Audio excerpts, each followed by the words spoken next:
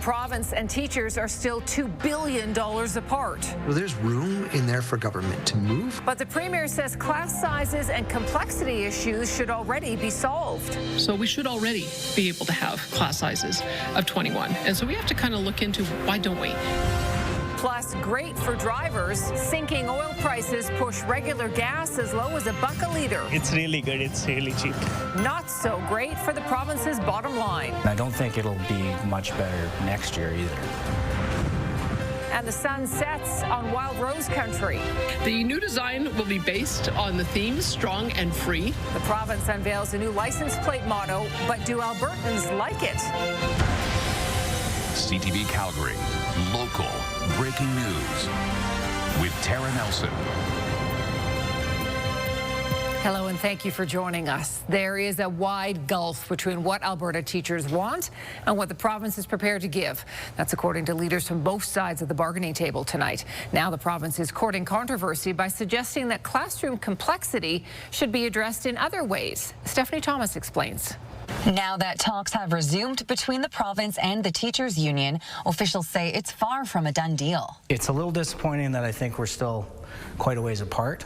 No one wanted this, but teachers will not stand by while classrooms crumble. The province said it upped its offer to spend $2.6 billion over 4 years for teacher salaries. But the Alberta Teachers Association asked for another $2 billion on top of that. Finance Minister Nate Horner says that just isn't possible. No, there isn't, frankly. If anything, our fiscal state is deteriorating somewhat. Union officials disagree. So there's room in there for government to move. They know this, and we expect them to come back to the table to have further discussions. Teachers continue to highlight concerns over large classroom sizes and complexity, including students who require assistance for learning, language, and have physical challenges.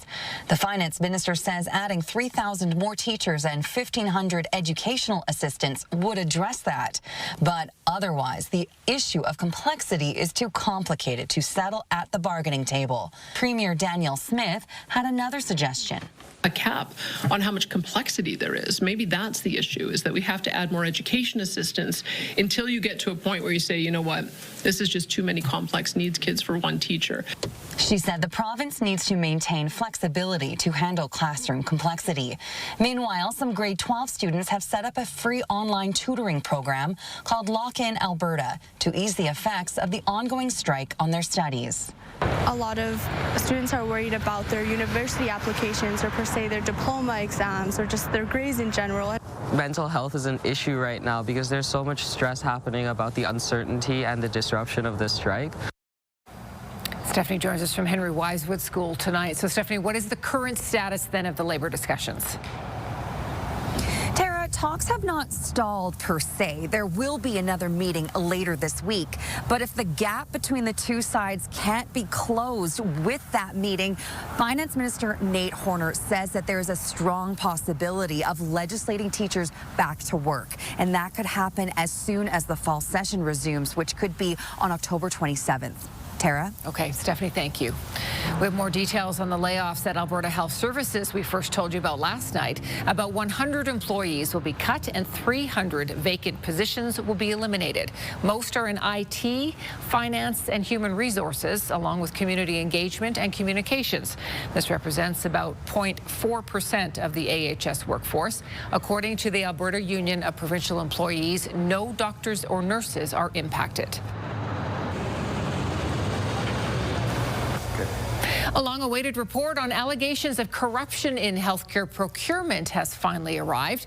The report was supposed to be handed over to the provincial government in June, and though that deadline was pushed back, it has made its way to the Premier's desk. But as Tim Brooke reports, Albertans will have to wait even longer to find out what's inside. At an unrelated press conference, Alberta's Premier gave an update on a much-anticipated healthcare report. Before I even came down, we hadn't received it yet, so I don't know if he's delayed. I think they're still anticipating receiving it today. In March, a former Manitoba judge was hired by Danielle Smith's government to look into allegations of corruption in healthcare. And after being pushed back multiple times, The final reports finally arrived Wednesday. We want to be able to show the public what the judge found, what his recommendations are, and then be able to respond to the recommendations quickly. The judge is looking into multi-million-dollar government contracts for private surgeries and foreign children's medication. He's trying to determine whether there were any conflicts of interest between the providers and government staff. It was all sparked after a wrongful dismissal lawsuit filed by the former head of AHS. Athena Mensalopoulos was fired as she was investigating procurement concerns. We've had allegations of kickbacks. We've had allegations of wasted money in the hundreds of millions, if not billions of dollars. Release the report now. Don't edit it. Don't review it. Don't prepare your responses. Just release it. The Premier says now that she has it, she'll review the reports before making it public. That's brought up even more questions. The only solution is a public inquiry. That's what the government needs to do, regardless of what's in the report, regardless of what they ultimately release. The only way we can know that there's been proper investigation is through a proper public process. So I don't think that it's necessarily going to be a satisfying result, particularly if the report does take a soft approach to the government's handling of this issue. Mounties and Alberta's Auditor General are also looking into the matter. The original lawsuit is still working its way through the courts. Tim Brook, CTV News, Calgary. None of the conflict of interest allegations have been tested in court. Alberta's government has denied any wrongdoing. Calgary police and federal immigration officers paid a surprise visit this morning to the construction site at the city's new event centre. The Canada Border Services Agency conducted immigration checks, which brought work to a stop. Mark Villani has more from legal experts and reaction from those working on site. Construction is in full swing at Calgary's new event center until it all came to a grinding halt Wednesday. We had to grab our IDs and that we would be at the front gate and ID'd and questioned, and then some returned to work and some didn't. Officers with the Canada Border Services Agency arrived on scene conducting what's called a regulatory compliance check for employees and contractors of Canada Construction. Calgary police say they were only there to ensure safety as federal officers carried out immigration status verifications. For workers at Scotia Place, this sudden inspection was unsettling. There was a lot of concern, a lot of people who were mad. A lot of people here were in disbelief. This is common in Canada, but it's uncommon in Calgary. Immigration lawyers say these types of operations are part of a broader shift in CBSA enforcement, which includes the hiring of another 1,000 new officers across the country. As a result of the Liberal government's sort of immigration policy, we've got hundreds of thousands of temporary residents in Canada that simply can't navigate their way to permanent residency, so a lot of them are choosing to work without authorization. Other legal experts add that it's unlikely CBSA would show up without cause, especially for major operations involving levels of various employees. In large-scale projects, you may have GCs, general contractors, who are abiding by the rules, but they are contracting out so much work. I don't know what checks and balances exist. But for those still on site, some hope this disruption doesn't put a stop to one of Calgary's largest construction projects. We need every man and every woman here. Mark is at that Scotia Place construction site tonight. So, Mark, do we have any indication as to what prompted this immigration inspection?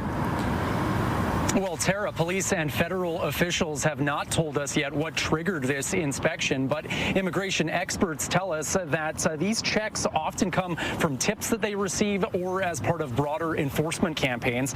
Legal experts tell us that if violations are found, employers could face some very serious fines as well as significant penalties, even temporary bans on hiring foreign workers. The CBSA, Canada Construction, as well as Calgary Sports and Entertainment Corporation did not respond to our questions about what prompted this inspection as well, or if any illegal workers were found in this inspection.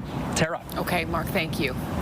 Well, you may have noticed it is a lot cheaper to fill up your car lately. Alberta is seeing the steepest drop in gas prices across the country, and that trend is expected to continue heading into winter. But as Terry Fikowski reports, the drop in prices is proving to be a challenge for a province heavily dependent on oil revenues. You can get nothing for $1 nowadays. But you can get a liter of gasoline, at least at this Calgary station. Yeah, I'll take it. It was a pleasant surprise. The pumps were packed at Tempo Gas Bar on Boat Trail Wednesday, with people looking to take advantage of the shocking low price. It's good. I fill up my truck this morning and then I'm filling this up. I've never seen it like $1 or like that. It's really good. It's really cheap. Gas Buddy reports the average price for regular gasoline in Calgary is $1.19 per liter. That's about 19 cents per liter less than this time last year, due to a combination of factors, including the removal of the consumer carbon tax. A lot of this seasonal in nature. Canadians starting to drive less as temperatures get colder. The switch over to cheaper winter gasoline also helping. In addition, the price of oil falling below the $60 barrel mark, bringing some of the lowest gas prices we've seen in several years. But it's a double-edged sword in Alberta. Cheaper prices at the pump mean less revenue from oil, and that's putting pressure on Alberta's finances. The province increased its deficit to a projected $6.5 billion in August due to falling oil prices, and the minister says it will be difficult to return to a balanced budget anytime soon. It's a challenge to, I don't think you want to react quickly and try to respond in your budget lines to fluctuating oil prices, but we do have to be aware of the trend and understand that we're likely in this for a couple of years. Tough for Alberta's budget, but a break for drivers amid the rising cost of living. And there's time to take advantage, with gas prices not expected to bottom out this year until between November and December. This is a blessing for a senior. I mean, it might get me to go in the mountains tomorrow. I want to go fishing, so now I can go fishing. Terry joins us from the Tempo Gas Bar on Boat Trail tonight. Terry, Alberta's seeing the biggest decline in gas prices across the country. So how are we comparing? Well, Tara, it might not be too surprising given our proximity to oil fields that we're seeing lower averages than, say, cities like Vancouver and Toronto, which are sitting respectively at $1.64 and $1.25 a liter in those cities. But Alberta and particularly Calgary are even seeing the lowest places in the prairies right now, albeit not by too much. Manitoba only within 3 cents per liter difference.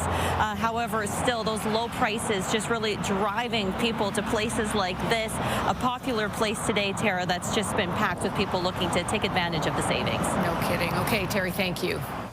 New Alberta license plates are on the way, and you can vote for your favorite. While the new design is still up in the air, the province has decided on a new slogan, swapping out Wild Rose Country for Strong and Free. Jeremy Thompson reports.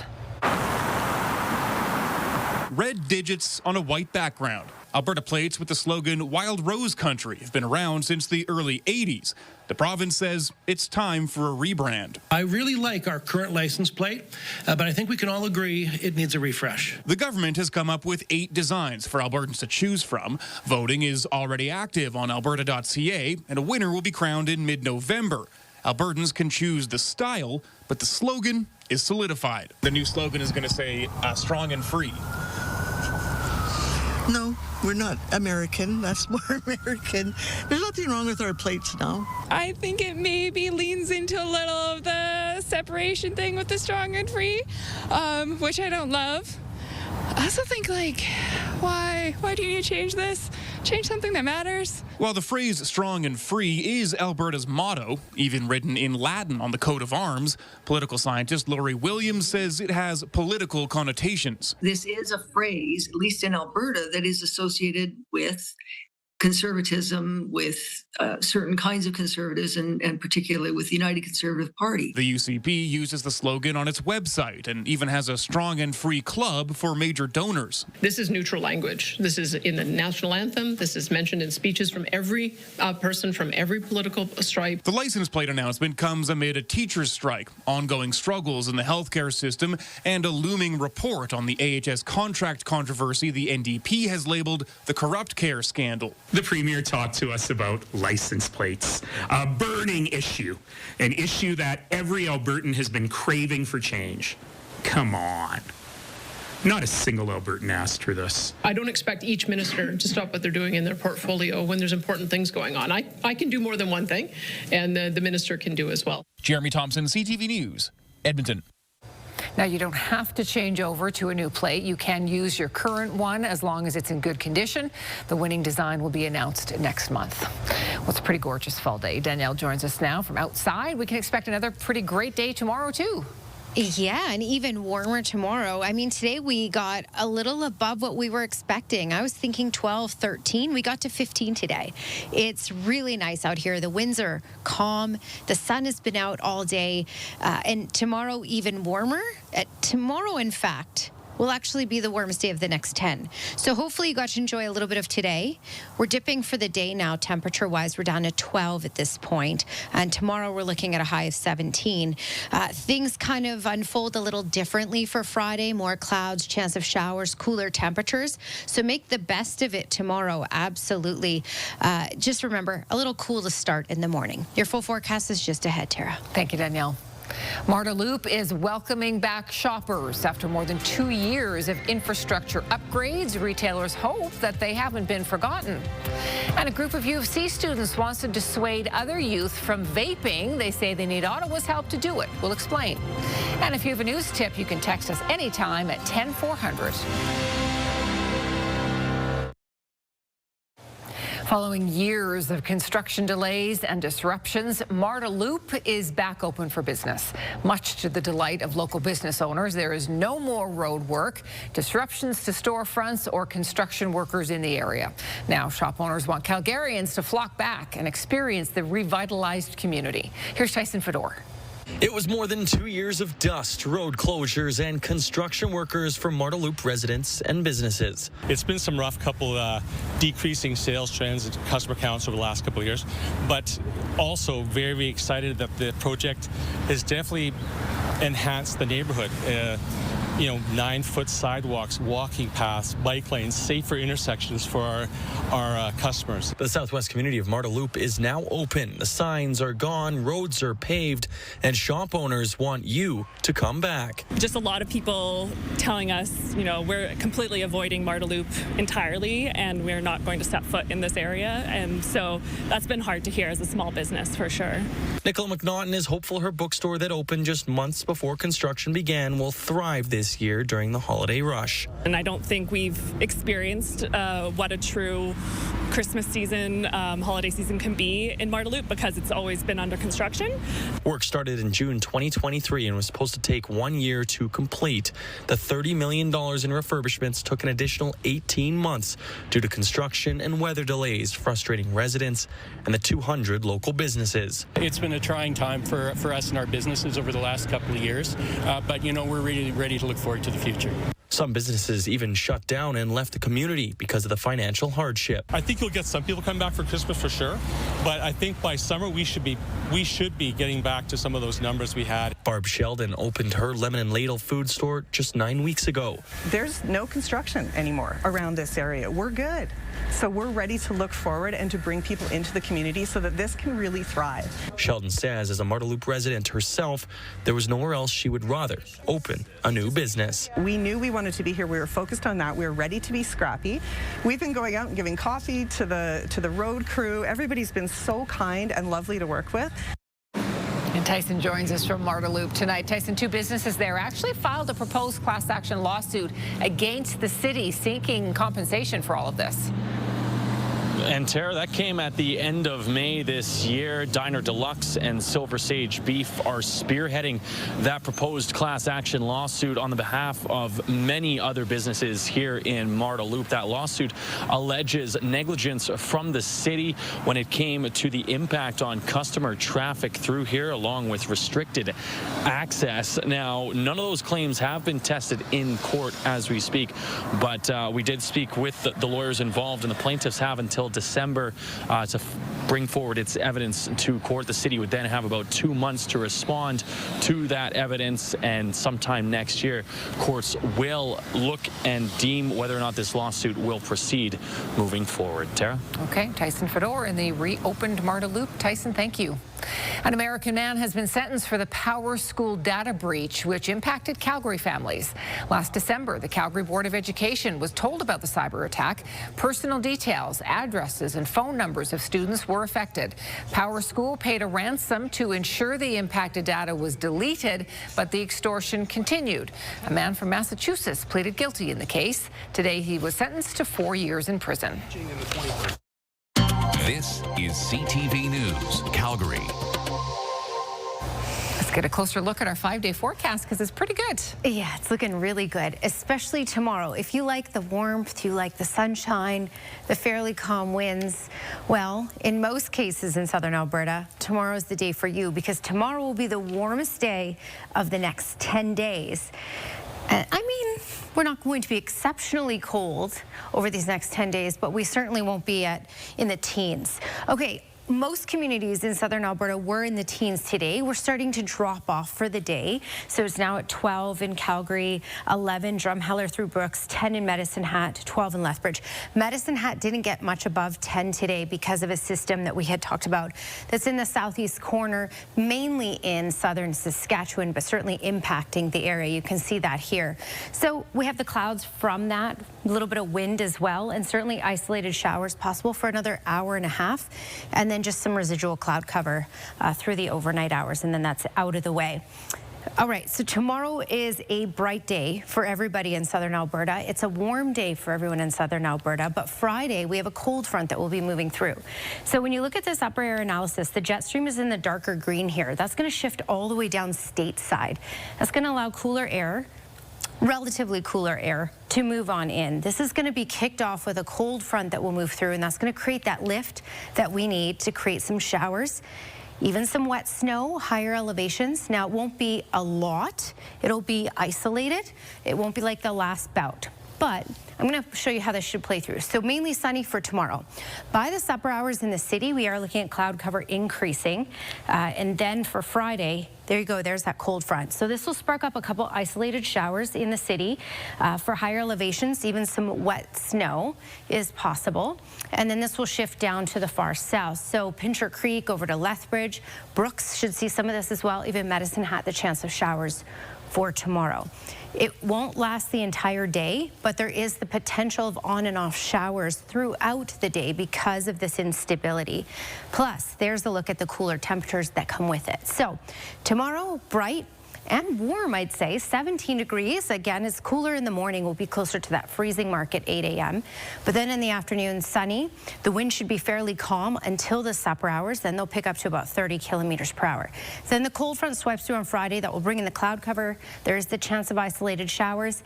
8 degrees is our high, but we get back into the double digits, 11 and 12 for the weekend, as you can see here. That's your Action Furnace 5-day forecast. Tara? Thank you, Danielle. Some local students concerned about young people vaping are urging the federal government to take action. According to the latest federal data from 2022, about 155 Canadian school children start vaping every day, with 66 becoming daily vapers. A group led by the U of C students wants a nationwide ban on flavors. They say that would be critical to reducing youth vaping, protecting developing lungs, and alleviating the healthcare system. One local doctor says young teens are being admitted to hospital with serious impacts due to vaping.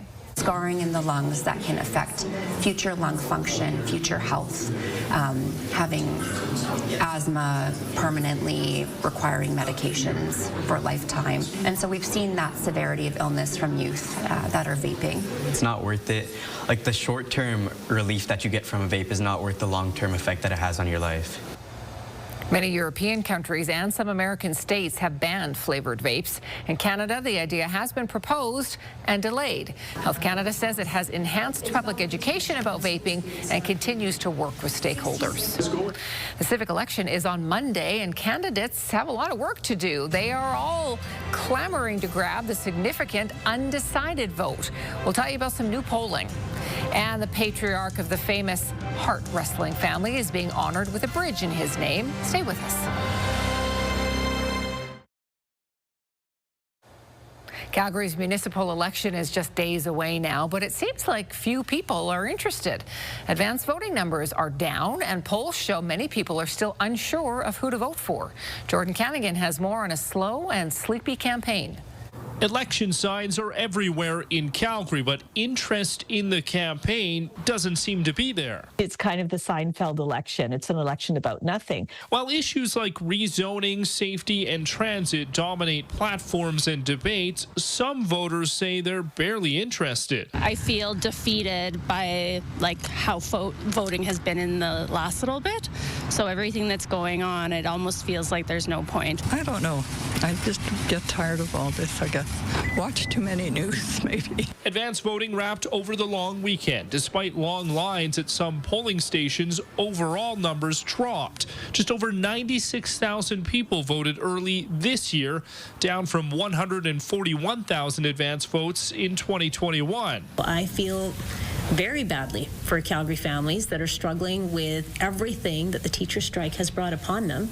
And frankly, I don't blame them for being distracted from this election. My call to action for Calgarians is to get involved. Get involved potentially as a volunteer, get involved potentially with a campaign, but make sure that you get out to vote. Polling shows a tight race for mayor, but 34% of Calgarians are undecided. A poll by Janet Brown Opinion Research shows Jeremy Farkas leading with decided voters at 27%. Sonia Sharp and Jyoti Gondek are tied at 23%. Jeff Davison has 16% and Brian Thiessen has 8% support. There is just so much going on right now. I think people have issue fatigue. They hear so much about Donald Trump, so much about Danielle Smith, and I think voters are really just finding it hard to find the bandwidth to tap into this election. Jordan Canagan, CTV News, Calgary. And CTV Calgary will have complete results, reaction, and analysis on election night. Tune in at 11 p.m. for coverage from Calgary and across southern Alberta. A Calgary high school football player is being recognized for a play that most people on the field didn't even see. His sleight of hand has earned the team national recognition and $3,000 for equipment. That story is still to come.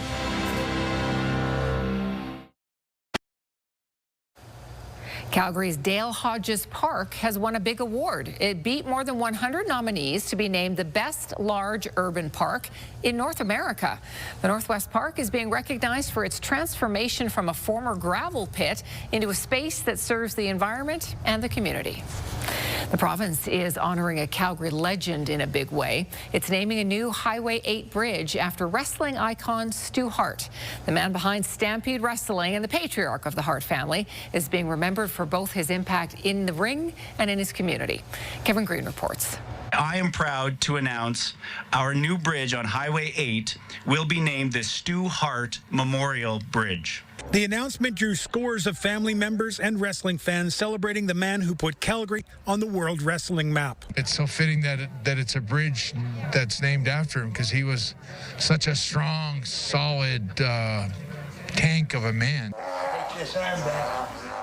Stu Hart was a hometown hero in Calgary, training hundreds of wrestlers in the legendary dungeon inside the Hart Mansion, but he taught more than just wrestling holds and moves. He talked about financial management. He talked about health management, and I think he left an image and an impression on most people that really got to know him. The announcement turned into a Hart family reunion of sorts. Children, grandchildren, and great-grandchildren came to see Stu honored. We called him Grampy, us grandkids. To have something like that named after a family member, especially my grandfather, is really cool. Like, it still hasn't really set in yet that this bridge that I've crossed I don't know how many times is from now on going to be known and aligned with my family. Stu Hart supported more than 30 charities, a legacy of community giving that continues through his family today.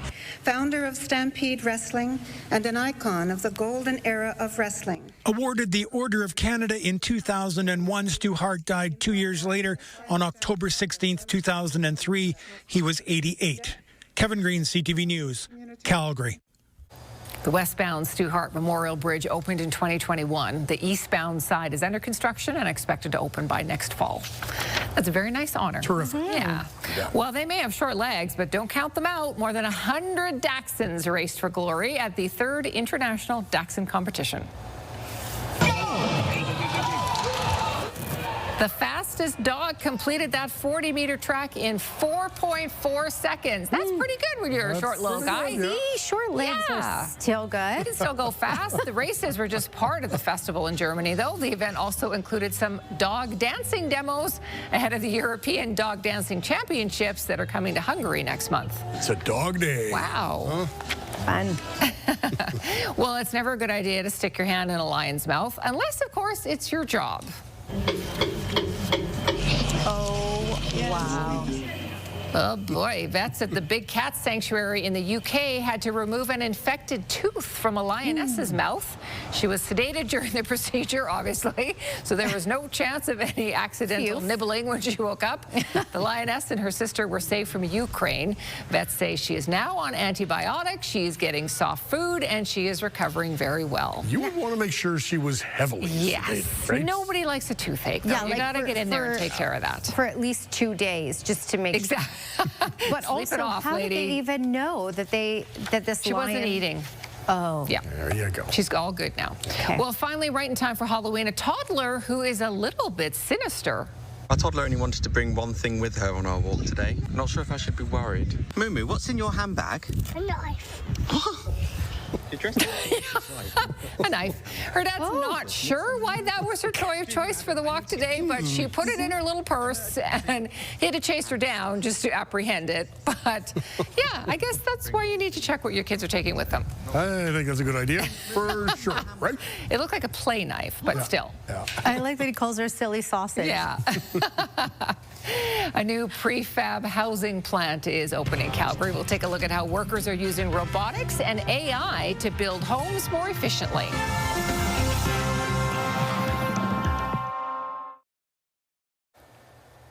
All right, here's your Skywatch weather camera. What a stunning day today. We even got a little warmer than expected, so we got into the teens, and tomorrow will be another day in the teens, and then we'll cool down a little bit. But overall, we are looking at decent temperatures that should be close to normal for the next 10 days. It's just that tomorrow will be the warmest of all of them.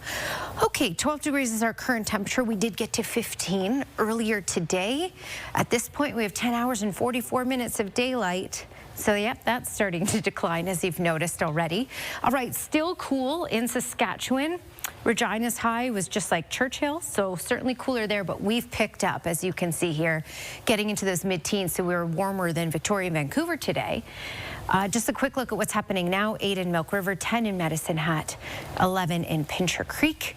Radar and satellite, here's that system impacting the far southeast corner that we had talked about, and that's pretty much dying out and moving fully into Saskatchewan, but you'll have some residual cloud cover for the evening. Quiet for tomorrow in all of southern Alberta. Your 24-hour forecast brought to you by Action Furnace. Fix Rider, it's free. Cool start to the morning, 1 degree at 8 a.m. Lots of sunshine. The clouds won't start to kick in until the supper hours. 17 degrees as our high. Looking around, 14 degrees for Kamloops and 15 for Kelowna tomorrow. Edmonton looking at a high of 17. And further to the south, a lot more sunshine. A lot of 17s, as you can see here, for Olds and Drumheller, Lethbridge, and 15 for Medicine Hat. Tara? Thank you, Danielle. A retired judge's report into allegations of corruption in Alberta's healthcare sector is now on the Premier's desk. Danielle Smith says she'll review Raymond Wyatt's report before releasing the findings and the recommendations publicly. Construction came to a halt this morning at Calgary's new events centre as immigration officers carried out what they called a routine compliance check. CBSA has not said if anyone was actually detained or charged. And both sides are still far apart in the teacher strike. More meetings will be scheduled later this week between the government and the union, but both sides say an agreement is not right around the corner. Some Calgary teachers rolled up their sleeves for a good cause today. Over 80 teachers planning on donating blood over the next few days. Rachel Henkel helped push this initiative forward after she was notified it was time to book an appointment for a donation. She thought it might be nice to bring teachers together too. We'd rather be back in the classroom, but at least, while we're not doing that, we're really looking for opportunities like this. I've participated in a lot of other events this last week and a bit here. Just getting together with other teachers has been really good for the soul. More teachers will be showing up to donate over the next few days. The Health Sciences Association of Alberta says it's ready to negotiate a new deal with AHS, but meetings are getting delayed. HSAA represents nearly 30,000 healthcare workers across more than 200 disciplines, including paramedics, pharmacists, and mental health counselors. Last month, members rejected a proposal from AHS and are waiting to get back to bargaining. The union's vice president says strike action is still on the table. We are prepared. But honestly, I think we have to look at, we're healthcare professionals. We don't want to have to go on strike. We care about caring for our patients. That's why we go into these professions. HSAA says the next meeting has been pushed to November because someone from AHS is on vacation. We've asked the province about the reason for the delay and have not heard back. Calgary is facing an affordable housing crisis, as you likely know, with experts estimating we need thousands more units on the market every year just to keep up with the city's rising population. But a Canadian company is hoping to help with its use of artificial intelligence and robotics. Jacqueline Wilson explains. An official opening to a proprietary factory-as-a-service home building concept in Calgary. We actually work directly with the builders. We don't tell them what their design is. They just bring their design. That design is translated through our AI system to robotic manufacturing system that is produced rapidly in a factory that is behind me, and then is shipped to the site for rapid assembly. Prefabricated homes can be produced in this 60,000 square foot facility in weeks and put together in days. To see what Promise Robotics is doing here is just revolutionizing the construction industry. Based on current migration, the city estimates between 5,000 and 15,000 units will need to be built each year beyond current output to restore affordability to pre-pandemic levels. In the city of Calgary, we have about 2.6 people per home. And so when we talk a need to deliver 10,000 more homes a year, that's really talking about 26,000 Calgarians. Reid Hendry says the city's goal is for Calgarians to spend approximately 30% or less of household income on housing. Calgarians are still struggling to afford housing-related bills, and we have a lot of work to do to get back to pre-pandemic levels. Homes built by Promise Robotics are already on the market, with the first assembled this past summer in partnership with Mattamy Homes. The amount of skilled trades has been a challenge over the years and only continues to grow as that workforce is retiring and as that demand for new homes continues to grow. So the more that we're using manufacturing, automation, building components for the homes in a plant can really help with that skilled trade shortage as well. While Mattamy Homes is partnered with Promise Robotics, its facility is set up to work with any builder. Jacqueline Wilson, CTV News, Calgary. And this is Promise Robotics' second facility in Alberta. The other is located south of Edmonton in Nisku. We got another look at how American tariffs are affecting Canada. Manufacturing sales for August dropped by 1%. Here's BNN Bloomberg's Marla Fernandez. Sales fell in 12 of the 21 subsectors tracked by Statistics Canada, coming in at $69.4 billion. And that's a drop from the July number of $70.3 billion. Transportation equipment had the steepest decline, with fewer aerospace parts, vehicles, and car parts produced. Food sales also dropped, with less grain and dairy production.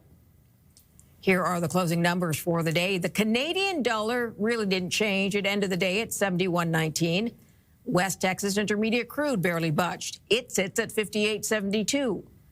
Western Canadian Select up a dime to 47.87. And the TSX moved up another 283 points today for another record high close. Those are your business headlines. I'm Marla Fernandez. Alberta's winter rules for heat and electricity bills are now in effect. That means from today until April 15th, anyone behind on their electricity bill cannot have it disconnected. And starting November 15th, no one can have their natural gas disconnected. The province says this enables people to access the energy they need to provide for their families when the weather is coldest.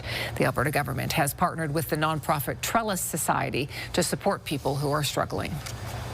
Well, it's a trick play that's turning heads. Even the Calgary High School players on the field were fooled. Glenn has that story for us next.